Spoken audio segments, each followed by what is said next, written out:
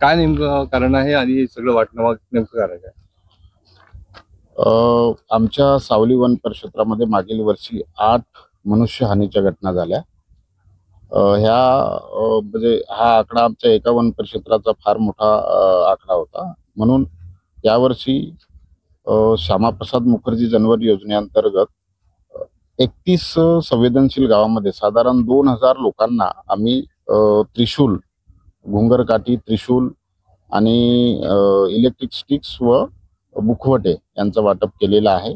याचं फलित असं की ह्या साहित्याचं वाटप झाल्यानंतर एकही मनुष्यहानी किंवा मनुष्य जखमीची घटना घडलेली नाही.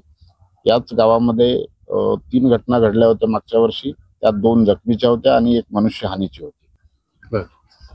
आता काही गावकरी पण आहेत, आपण त्यांच्याकडून पण विचारणार. सर काय सांगाल, या त्रिशूळ तुम्हाला मिळाल्या त्याच्यानंतर काही भीती म्हणजे नेमकं भेटला आहे तुम्हाला, कसं वाटतंय? म्हणजे याच्याने काय होणार? आता अजून काही नाही झालंय भेटला तो. अच्छा. पण हे घेऊन तुम्ही जंगलात जाता, त्याच्यामुळे तुम्हाला काही असं सोबत आपल्यासोबत हिंमत आहे हिंमत आता काय खाली राहिल्यावर हिंमत राहते.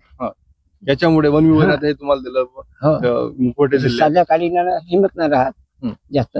आता तेही आहे, पुन्हा लाइटिंग आहे, बॅटरी आहे, त्याच्यानं हिंमत आहे आता. अच्छा. म्हणजे आता वाघापासून बचावाचा तुम्हाला बचाव होत आहे. गावकरी ही या साहित्यानंतर भीतीचे जे वातावरण होतं त्याच्यामुळे थोडीशी हिंमतही त्यांच्यामध्ये आलेली आहे. राजवरांसोबत अभिषेक पटला, एनडीटी मराठी, चंद्रपूर. यानंतर आणखी काही घडामोडी एका छोट्याशा ब्रेक नंतर पाहत राहा एनडीटीव्ही मराठी.